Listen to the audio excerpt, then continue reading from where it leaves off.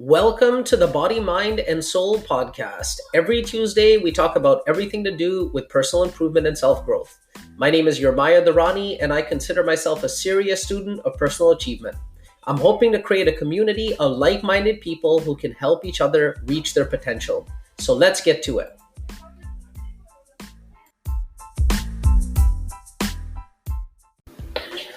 All right, guys, I want to thank you so much for joining the Body, Mind, Soul podcast. You know, the way that I've structured this podcast and the way that I've been recording these episodes, I've kind of set it up so that every single episode is kind of talking about a different category. So it's called the Body, Mind, and Soul podcast. So I want to touch on all three of those things, in sort of like a sequence. So the first episode was about intermittent fasting. That was to do with our body and our health. The episode after that was about getting our mind right, and our mindset, our attitude. And this episode is going to talk about our soul, and how it is that we feel about ourselves deep down inside, what makes us happy. And I want to get into it right away. The idea of being happy is something that should be a goal for every person. And it's something that can be studied. If you want to be happier, you can learn to be happy. There's ways to actually be happier. There's recipes to be happier. And the goal of every person should be to be happy, and not just sometimes, but as happy as we can be, as often as possible. It's not possible to be happy all the time, nor do I think it's healthy to be happy all the time. Because unhappiness has a place in our lives as well. In fact, our greatest teacher is actually unhappiness, more so than happiness is. Because unhappiness is what can motivate us to take action. And it tells us when we feel like we're not satisfied with the way that we're living, or we feel like we're not living our truth. So the problem occurs when we're just striving for things, thinking that achieving them will make us happy, which is not true. Sri Kumar Rao, who is a professor at Columbia University, he created a audio program called Creativity and the Creativity and Personal Mastery course. And he talks about this concept in the course. It's a very, very good audio program to listen to, and I highly recommend it to anybody out there. So what he talks about is that most of us live in he calls it the if this, then that paradigm, where we're constantly attaching our happiness to some sort of an event that's going to be taking place in the future. It could be an achievement. It could be something that we attain. And the idea is that once we attain this, then that means that we're going to be happy. So we tell ourselves that, if I was able to do this, then I would be happy. That's why it's called the if this, then that. But we find that even after we achieve those things that we thought were going to be making us happy, we're still, not really that much happier. It might make us happier for a little bit, but then we kind of go back to that baseline of happiness that we were at before. And this is because, material things, especially even achievements, are never going to be able to make you happy unless you have made the choice to be happy, unless you have decided that you're going to be happy. See, happiness is a choice that we can make regardless of our circumstances. There's a psychologist by the name of Viktor Frankl. And Viktor Frankl, during the Second World War, spent many, many years in a Nazi concentration camp. And, while he was over there, he noticed that some people would go into a situation like that, being in a concentration camp, seeing everything that's happening, and then they would just fall into despair and just perish, literally crumble and just die. While some people would look at an experience like that and they would come out of that experience as stronger people. It literally depended on their outlook. Even in a concentration camp, there were those that found happiness. He writes about this in his book, Man's Search for Meaning, which is also a highly recommended read to all of you guys out there. So if you look at your life and you look at the goals that you set for yourself, say 10 years ago, if you're like me, think about it, the goals that you set for yourself 10 years ago, it's very, very possible that almost all of the goals that you set for yourself 10 years ago have already been accomplished by you. But do you feel any different than you did 10 years ago? Do you feel better than you did 10 years ago, even after accomplishing all of those goals? The happiness that we thought that we were going to be getting seems to have eluded us. Now, we're reaching for something else, thinking that it's going to be making us happy. So this literally, I realized this the other day. I've been expecting a large lump sum amount of money to come to me from the sale of a property that I have. And I've been telling myself, for months now, waiting for this property to be sold, that, once this money comes in, it's going to make me feel amazing. You know what? I'm going to be so happy once this money comes in. And then, I received word that, okay, the property is going to be sold. We've got a buyer for the property. And the money, was expected to come in. And for a moment, I was super happy. And then I realized that, my life was exactly the same as it was before this news actually came in. So once again, large sums of money, material things are not really going to make meaningful differences in your happiness over long periods of time. But now this is not the case if you are living, in poverty. Okay. So if you don't have a lot of money, I think there was a study that showed that after earning about $70,000 a year, there's no meaningful improvements that happen to your happiness from earning any more money. But if you're somebody that's living on a pension, and you don't make very much money at all, right? And you're living sort of hand to mouth, then differences in money can improve your happiness because they're going to make meaningful differences in your standard of living. Okay. So you know what? Every hour of every moment of every day is another opportunity for us to change our lives. We can choose at every moment to be filled with joy. We can make that choice. Now, sometimes what holds us back from making that choice, from feeling that joy, is that we're dwelling on what we perceive to be negative things that have happened to us in the past. Okay? So things have happened to us in our past. We've all got our experiences. Some of them have been good. Some of them have been bad. Holding on to negative experiences from the past is usually not helpful to us. The best thing that we can do with experiences from the past, especially negative ones, is to learn from them. And learning is done by taking responsibility, of what happened, because that's the most powerful that we can take, a position that we can take when we're trying to learn something from the past. So you know what? Let me give you an example. Years ago, I made an investment, okay? I was very young. I made an investment years ago. The investment ended up turning out quite well, to tell you the truth, in terms of how much money I made from that investment, over that period of time. However, the person that I got into this partnership with turned out to be a total douchebag, and it was very, very difficult for me to sort of come to terms with that. I was very, very upset, and it wasn't, I was having problems sort of executing on this investment, getting my money out of this investment because of this partner that I had chosen, which was the wrong partner. And, I spent a lot of time sort of blaming him that, this guy's such a loser. What's wrong with this person? What's wrong with this person? But then I realized that, it wasn't his fault. The fault was mine.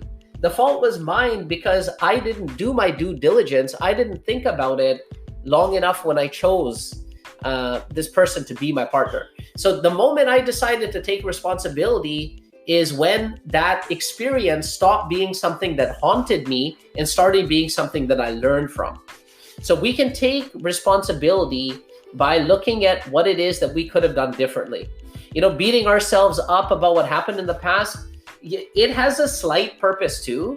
That purpose is to use it to give yourself enough motivation or leverage over yourself to take action and to make sure that you never do it again, or you do the thing that you didn't do last time. So disgust is a powerful emotion, and emotions have purposes. Their main purpose is to give us a signal. It's a message from our body and from our subconscious mind that's telling us that something happened, something that we've done, something that is in violation with our deepest values. Okay? Now, an effective use of our emotion is to use them like they are, like these signals, to make better choices in the future, to use them to learn. Once we've taken action because of them, it's better to let them go afterwards. Now we've learned from them, we've taken what we can, and now it's better to let them go, because we can't change the past. Now, a very ineffective use of our emotions is to just dwell on the negative things that we have done, over and over, and start to believe that, we're not that good. I'm not that good of a person or something like that. Okay, that's a very ineffective use of our emotions. Now, another reason for unhappiness is lack of congruence. Okay, so this basically means that we're not taking action or living in a way that is in alignment with what is important to us. Okay, a lot of people have never actually sat down and really thought about what it is that is important to them, but that's something that I highly recommend doing, and we're going to talk about how we can do that later on. Now, an example of this could be somebody whose highest value at the time is to spend time with their family, but they're working 12 hours a day and hardly get any time to see their family at all. So that's going to create a conflict in their mind. What is important to them is spending time with their family. What they're doing is the opposite of that. That's obviously going to cause some unhappiness to them. Okay, living in congruence with our deepest values is crucial to the peace of mind that we crave. In this way, emotions are really our best teachers. So we've got to learn to trust our instincts. If we're doing something that makes us feel uneasy, it's likely that this is something that is not aligned with our highest values. That gut feeling that you have is a real thing and is trying to tell you something. And we need to start being more in tune with our bodies, and whenever we do something that is giving us a bad feeling, there might be more to that than just that feeling. And we need to sort of think about it maybe a second time. Okay, but in order to move forward, we need to learn from what happened in the past and sort of let it go. And what we need is a framework for getting into the habit of being happy in the future. Okay, and so that's what we're going to be talking about over here. We're going to be talking about a framework. We're going to be talking about a 3-step process for soothing our soul and warming our hearts. Okay, so stay tuned for that after this short break.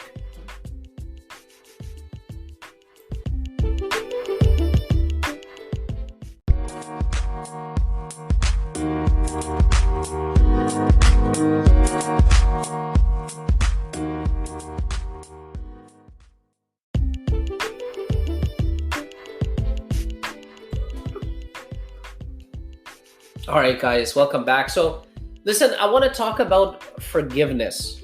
Okay, I look at forgiveness as one of the keys to sort of moving forward in our lives, all right, and being happier. Now, it's said that when one forgives another, it's as though a soul is set free from a prison. Okay, the person that is doing the forgiving thinks that they are setting the other soul free because they've forgiven this other person. But the truth is, when we forgive somebody else, the person that we are truly setting free is ourselves, because we are no longer burdened by having to hold a grudge. Okay, so think about it. Is there somebody out there that you are still holding a grudge against? Somebody that did something that you believe, wronged you somehow, and for that reason you haven't forgiven them. Think about that and see if you can make a list of all of the people that you believe have wronged you somehow, and then mentally choose to forgive them. Individually forgive each one of them. And you can do that by taking responsibility for the things that happened to you. Although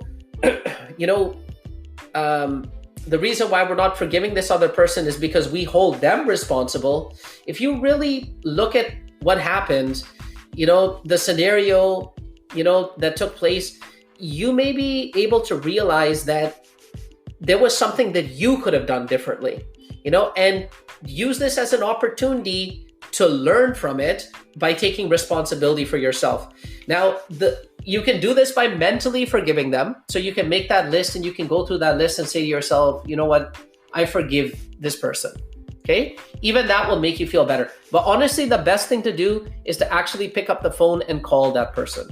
Talk to them, explain to them how you've been feeling all this time, how you felt that, you had been wronged and that you blamed them, for something.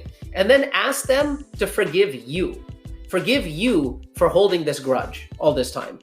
And, believe me, if you were to do this, this would make you feel amazing. But the most important person that we need to forgive is ourselves. Okay? Start by forgiving yourself. You know what? If you're like me, you're extremely critical of yourself.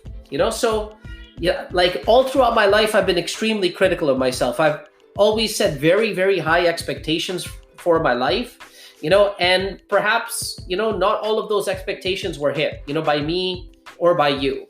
And this causes us to sort of feel regret. It causes us to sort of feel ashamed, and some of the things that you may have done in the past, perhaps you're not very proud of, and you keep thinking of them over and over again. And doing this is causing you to sort of lose respect for yourself. So this is especially true for me. This is something that I struggled with for a long time. To this day, I'll think of something that happened 15, 20 years ago, something I said to somebody else, that I'm ashamed of, and I'll cringe deep down inside. But the truth is that person probably doesn't even remember what it is that I said, and they probably don't even care about it, But write a letter to yourself, detailing everything that you did or that you haven't done that you feel like you let yourself down on. Understand that everything that you did, at the time that you did it because you believed that it was the right thing to do at the time. Even if you did something that was harmful to yourself, it may have been because it was bringing you happiness in the short term. An example of this might be smoking. People will smoke for years, causing damage to themselves, but when they were smoking, or at the moment that they chose to smoke, they felt that they were going to be benefiting from it in the short term. And that's the reason why we do this. Everything that we do because we believe that it's going to benefit us in the short term somehow. I smoked for many years up until recently, when I was able to quit smoking. As mentioned earlier, the purpose of our experiences is to learn from them and to gain motivation to take the right actions in the future. One of the most destructive things that we can do to our souls is to dwell on regret, and, be ashamed of the things that we've done in the past, because this creates a cycle of feeling like we're unworthy. And this is going to lead to a lack of self-respect for ourselves, which is going to manifest itself in sort of like a cycle of self-sabotage in the future. So, you know what? Just give yourself a break. Okay? Don't take yourself so seriously. Start being your own best friend instead of being your own worst enemy. We all start in the same position when we're born, and when we all pass away, we're all going to leave in the same position as well. So, we're all going to end up dead at one point. And what matters is not, what it is that happened in the past, but what matters is how we're living right now. Everything that you did in the past has led you to the moment that you are in right now.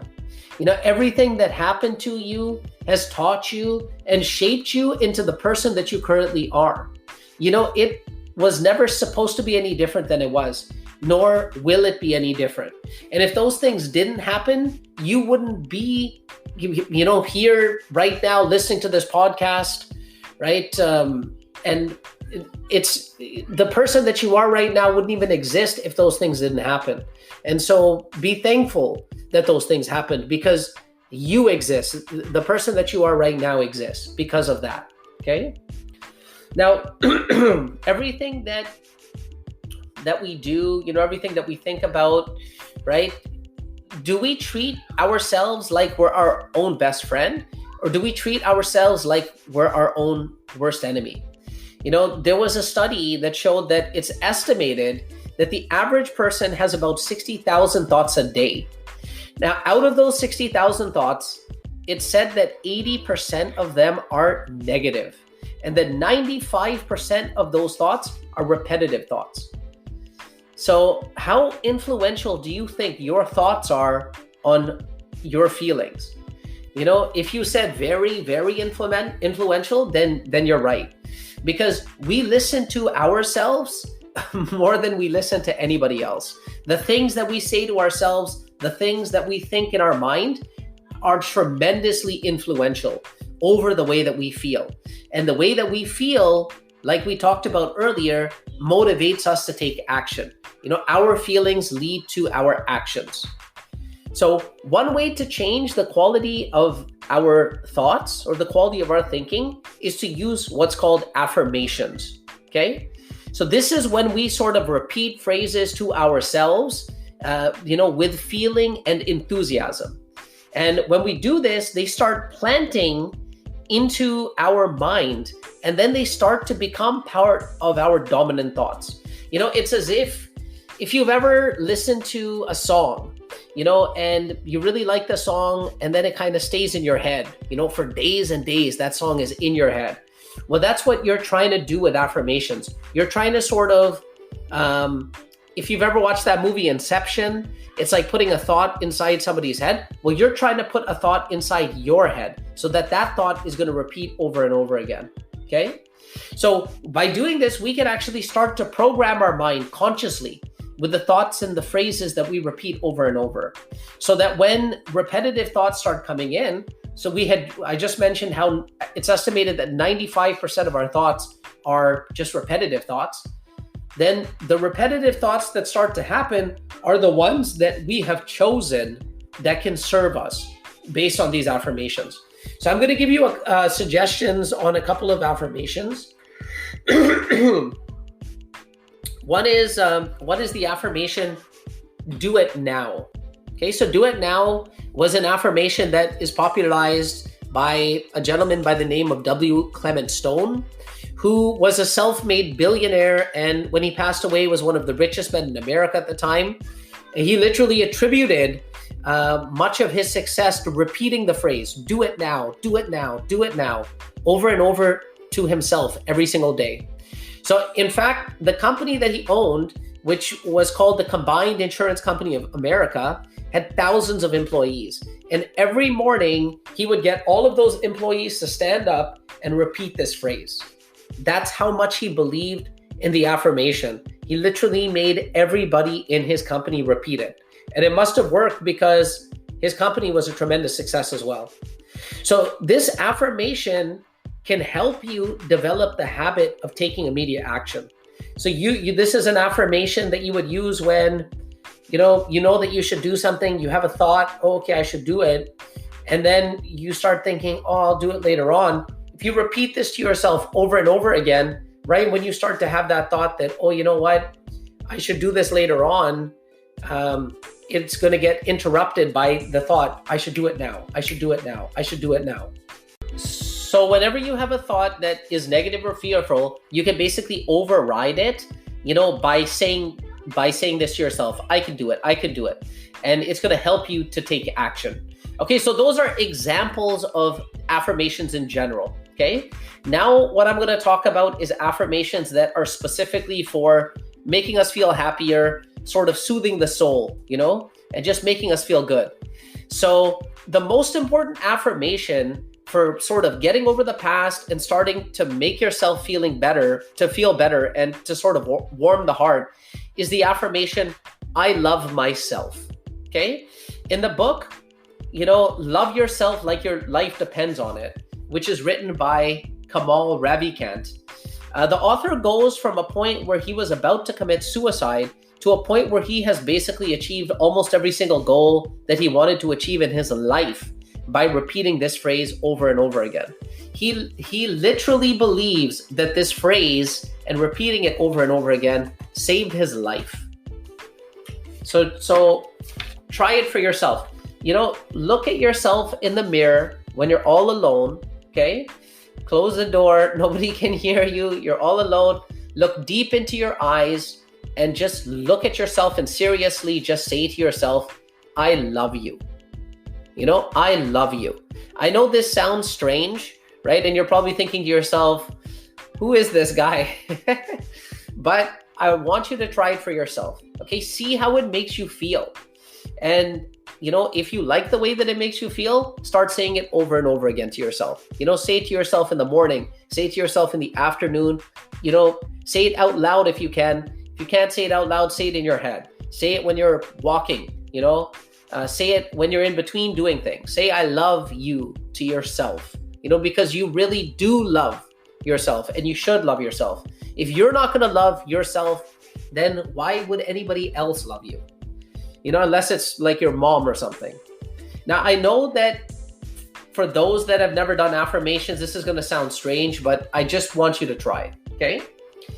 The way that you feel about yourself has more to do with your success and achievement than almost anything else. No one can take care of you like you can take care of yourself. So treat yourself like you're your own best friend. Okay, what happened in the past, it doesn't exist anymore. The future doesn't exist either.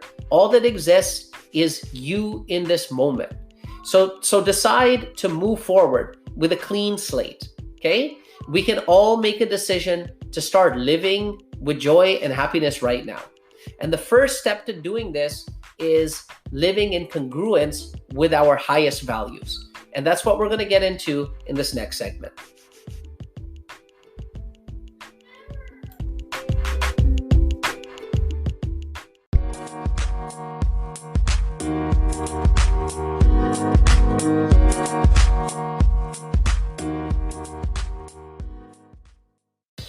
Okay, welcome back, guys.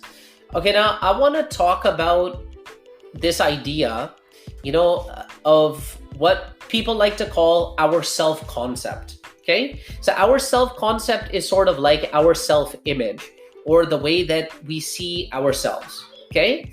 And it's literally the key to raising our standards, and achieving our goals. There's really nothing more important than our self-concept when it comes to achievement and making ourselves feel better.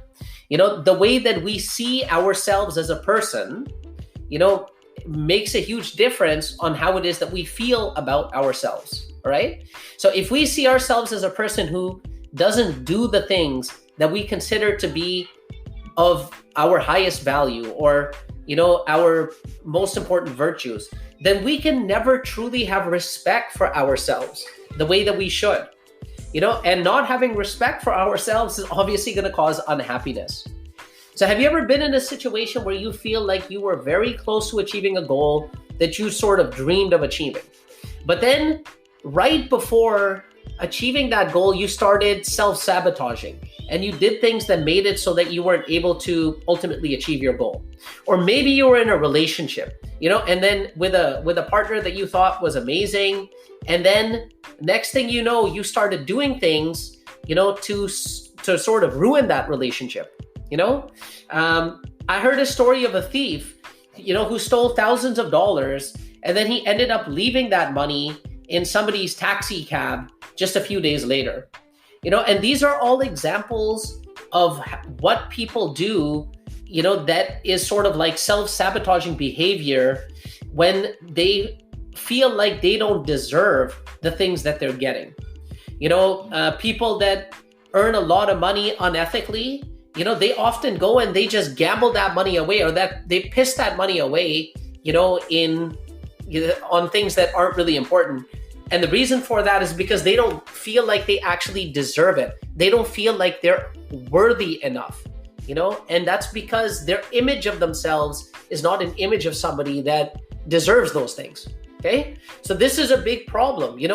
I talked about how for myself, with my self-improvement, I had felt like I'd hit a plateau for the longest time, and it was like this sort of ceiling that I had reached. And the only way that I was able to ascend above that for myself was to improve the way that I look at myself. Okay. So when I was younger, right, I used to do a lot of these things, things that were to do with self-sabotage. I was the type of person that never really did harm to anybody else, but I did a lot of harm to myself, over the years. And it was because I didn't truly feel like I deserved to be happy and that I deserved to achieve or to fulfill my dreams. Another example of this is somebody who works in sales. This is very common in sales. The reason I give a lot of sales analogies, by the way, is because I've worked in sales all my life. So when they have a really good first couple weeks, say for example, they get paid every month and their first couple weeks of that month are really, really good, then they're going to start to get lazy and take it easy for the rest of that month because they're content earning a certain amount of money. Okay. They feel that that's all that they deserve. They kind of have like a status quo that they've created for themselves. Like it's like an internal thermometer. Once their temperature gets too high above that thermometer, they do things to lower the temperature to get back to where that thermometer is. So, however, if that same person is in a position where they started off really slow, then they immediately start scrambling and they start doing things to make up time, getting a lot of sales done to bring them back to that status quo that they were in before. And this is very, very common in sales, like I said. And the reason for this is because until they feel like they deserve more, they're never going to be able to increase their income. The key to increasing their income at that point is to raise that thermometer, raise that minimum standard, raise that status quo. Okay. And the way that status quo and that minimum standard and that thermometer is raised is by raising our self-concept, raising our image of ourselves, seeing ourselves as somebody that is deserving of those things. Okay. All right. And, it's going to be very difficult to raise our standards unless we're behaving in a way that is congruent with our highest values or in alignment with our highest values.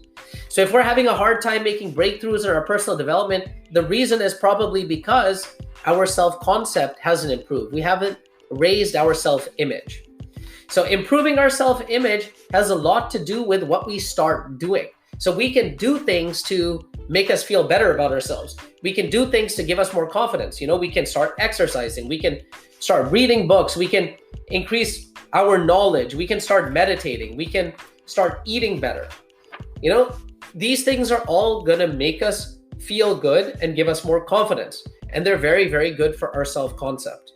But the most important thing that we can do is stop doing the things that are not in congruence with our deepest values.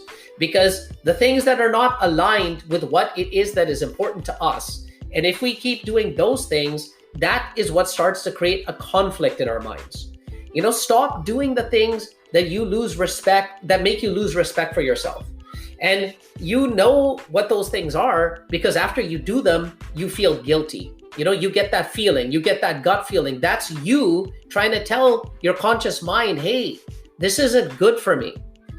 So for me, it was quitting smoking and drinking alcohol. Okay.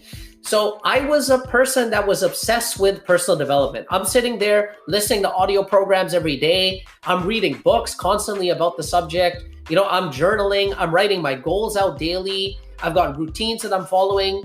And then I realized that all of those things that I was doing were still not equal to me quitting smoking and drinking, because smoking and drinking alcohol was poisoning my body so much and, reducing the amount of energy that I had.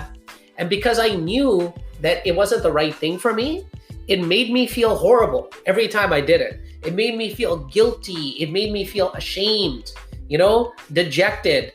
And all the personal development and self-improvement I did, it wouldn't equal the difference that it would make if I was to just quit smoking and drinking alcohol. And so that's what I did, right? I quit doing those things. One of the most difficult things that I did, actually. But the moment that I did that, my life exploded in the right direction. Like I said, when I was in the introductory episode to this podcast, you're only as strong as your weakest link. What is your weakest link? What's holding you back? What is the thing that you're doing that you feel guilty about that you shouldn't be doing? Stop doing that thing. Maybe it's watching 10 hours of Netflix every day. Maybe it's overeating. Maybe it's smoking and drinking like me. But I can assure you that once you put that thing behind you, you're going to start to see yourself in a completely different light. Your self-concept, your self-image will improve, and so will the rest of your life. Okay? So, if you're doing something that is not right, stop doing it immediately, right? I know this sounds simple, right? If you know it's not right, you should stop doing it. I know it's very simple, but it's critical. Ask yourself, see, the things that I'm going to be talking to you about right now are not things that are new. These are things that you probably only know. You already know. When you're listening to me say these things, to you, I don't want you to say to yourself, oh, this is something that I already know. I want you to ask yourself, is this something that I'm applying in my life? Is this something that I'm doing? So stop the thing that you should be stopping. It could be gambling, it could be not eating right. Only you know what it is. But the addition by subtraction of personal development is key. It's not what you're bringing on. Oftentimes, it's what you're getting rid of. Okay? So stop assassinating your character. Okay? There's nothing more important than how it is that you see yourself. And if you're doing something that's making you over time keep seeing yourself as a person that is less worthy, then that is doing more harm to you than almost anything else. My father once said to me that the best feeling in life is to do something that you said you were going to do. So, the ultimate high comes from saying that you're going to do something and then doing it. You know what that feels like, right? Conversely, the worst feeling in life is to keep doing the things that you said you weren't going to do. So when you already realize that this isn't something that you should be doing, and then you keep doing it, that is the thing that's going to make you feel the worst, okay? Because what it does is it creates that conflict. It creates this incongruence. It creates this misalignment with what we hold dear to ourselves. And if we find ourselves doing something that we know we shouldn't be doing, and we're not willing to take action on it, or we're not willing to basically take action on stopping it, then what we should do is just come to terms with the fact that this is what we're doing and not expect ourselves to change anymore. So basically, if your highest value is that you want to be extremely healthy, but you love to overeat, then maybe it's time, and you're not willing to change the overeating part, then maybe it's time for you to change your highest values part and decide that, health is not really that high of a value to me, because that's going to stop the conflict. Now, this isn't the optimum solution, but it can stop the conflict in our mind and make it so that we stop feeling bad about ourselves. We've got to start living in alignment with what we feel is right. So try this exercise out, okay? Make a list of the top 5 virtues that you have, okay? What are your top 5 values, right? Let me give you an example of what my top 5 values are. So for me, my highest value, is character. It's righteousness. It's living virtuously, okay? It's doing what I say that I'm going to do. Truth is my highest virtue, all right?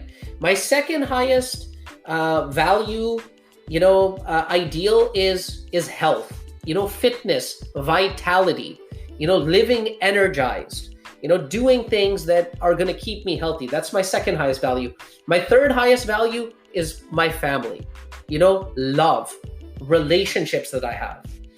After that comes career, work, my businesses.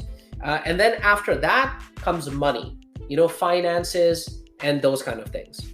So, righteousness, health, family, career, and money. That's my order. Those are my top 5. What are your top 5?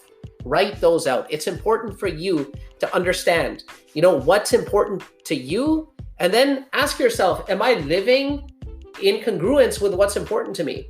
And you'll notice that there may be a misalignment there, and that could be the reason why, your life is not filled with joy. Okay? Because I want my life to be filled with joy. I want your life to be filled with joy too. So start living with these values in mind. Now, once we've done that, we can start to set the stage for a new framework. Okay, so we've talked about things that are going to help to sort of reframe how it is that we look at life. Now I want to talk about installing a new framework, on life, so that we can see, what is the most beneficial to us and start doing that. And the key to doing this is understanding the power of gratitude. And that's what we're going to get into in the next segment after the short break.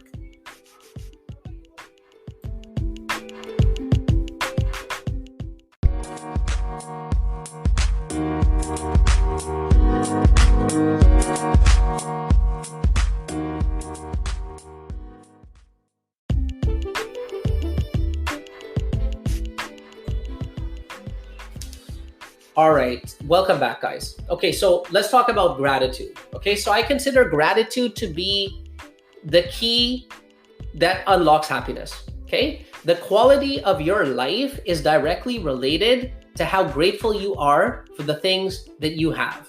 Gratitude is almost like the opposite of unhappiness. Okay, when you're in a state of gratitude, you can't simultaneously be in a state of unhappiness. It just doesn't work that way. So if you were to make a list of everything that you are grateful for, you could literally come up with dozens and dozens of things. We could start by being grateful for the era that we live in. If I was born 1,000 years ago, I probably would have already died of smallpox or something like that. We can be grateful for our families. Each of us has somebody in our family that loves us dearly. How lucky are we to have that? We can be grateful for our health. There's people that are terminally ill that are going to die soon. And if we are healthy and we're not terminally ill, how much lucky are we than those people are at this moment? We can be lucky about where it is that we live. If I was born in a third world country, well, I was born in Pakistan, so I'm not sure if that's exactly a third world country, but if I was born in, a war-torn, conflict-ridden country, for example, I might never have had the opportunities, that I have had. And the list goes on and on. I'm grateful that I can see, I'm grateful that I can hear, I'm grateful that I can walk. There's people out there that don't have legs, there's people out there that are paralyzed. And if we start looking at life from this perspective and realizing that we are incredibly lucky, then we realize that there's no reason for us to be unhappy. So try this exercise out. Take out a pen and a piece of paper and start listing the things that you are grateful for. And doing this exercise regularly is something that can change your life.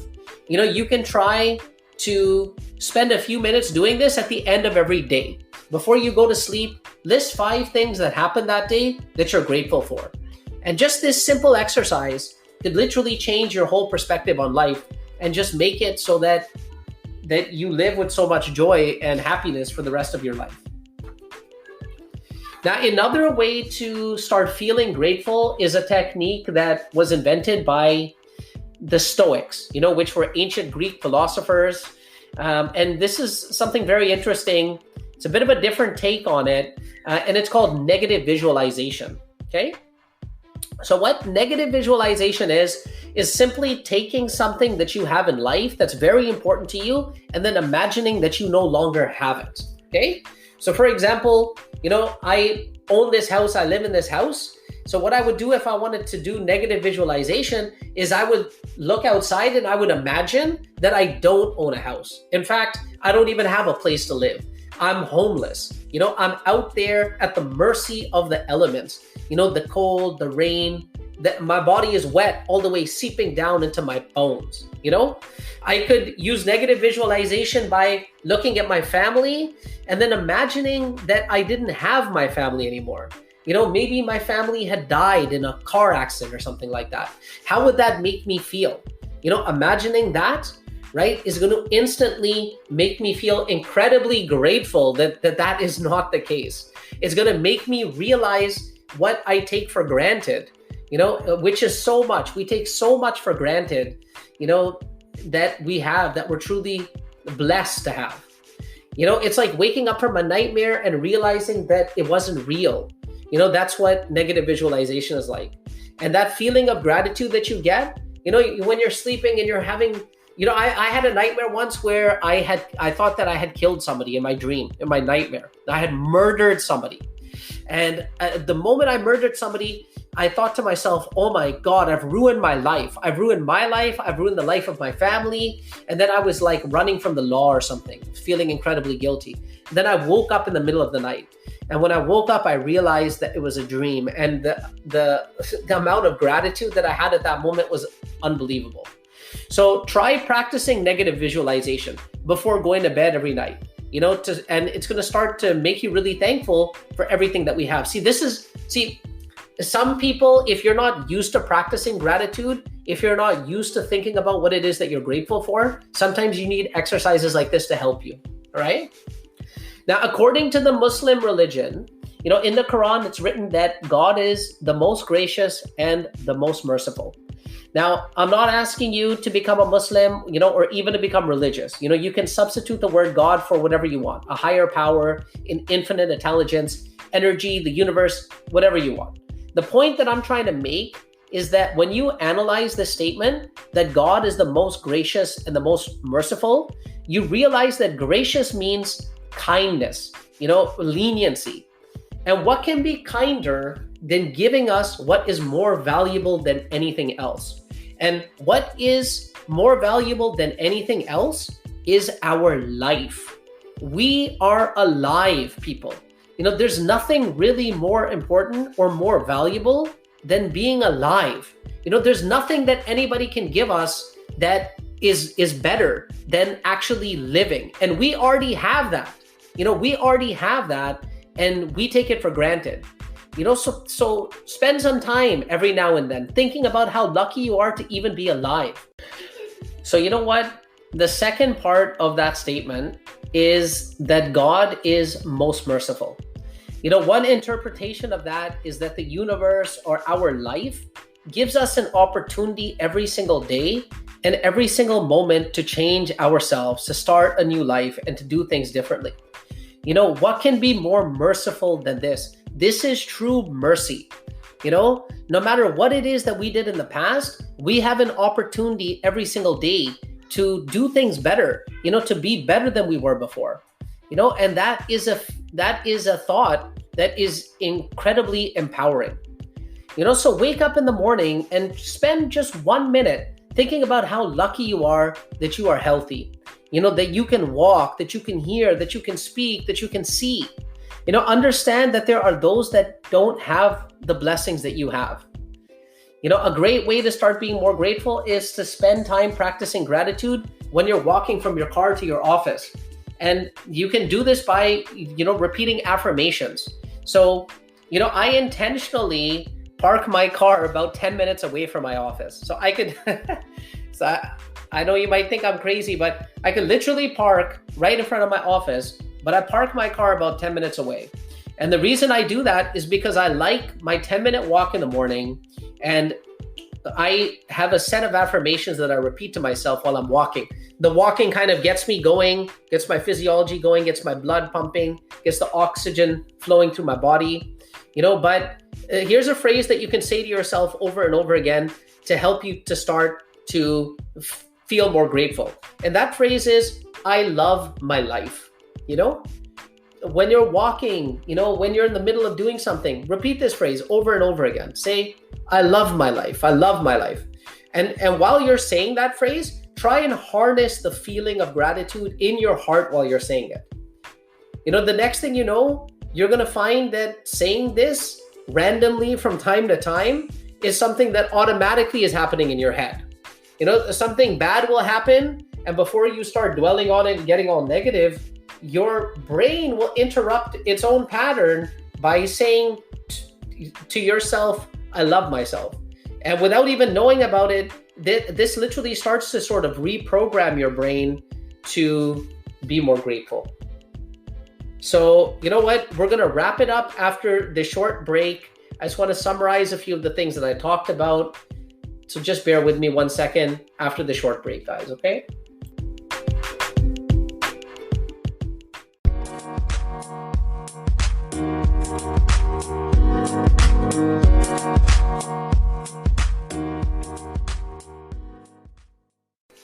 All right, guys, you know what? I'm going to wrap it up over here. Okay, I just want to summarize some of the things that we talked about.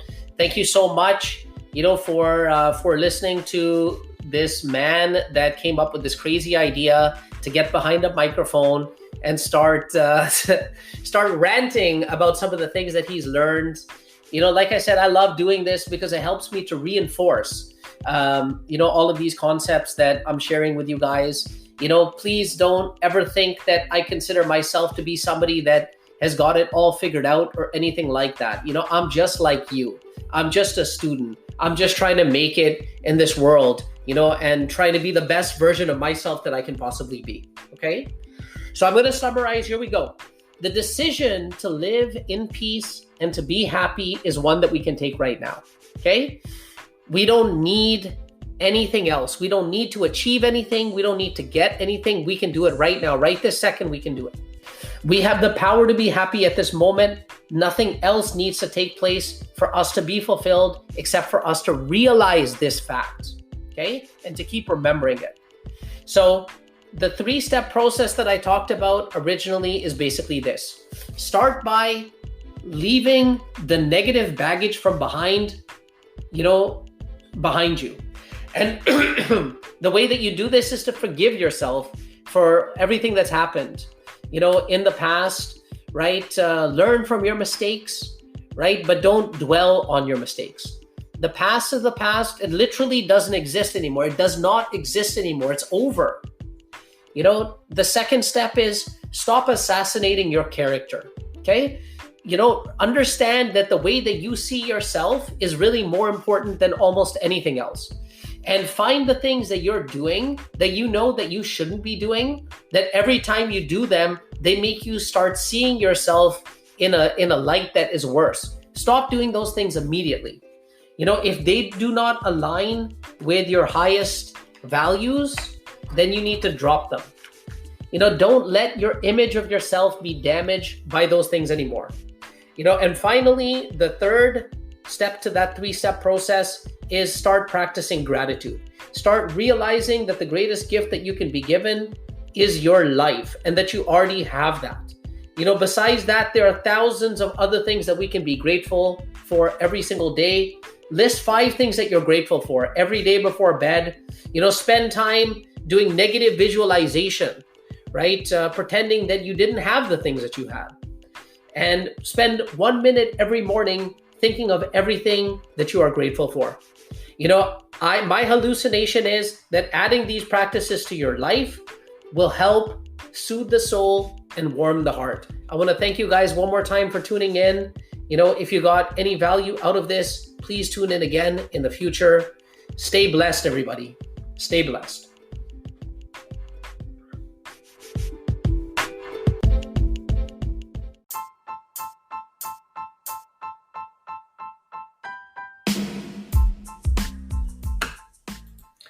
All right, guys, I want to thank you so much for listening to the Body, Mind, and Soul podcast. Please join us next Tuesday for a new episode. Also, listen, if you were able to get any value out of this at all, please leave us a review, like, subscribe, comment, wherever you hear this podcast, because I'm going to really try and put it out there. Talk to you guys next time.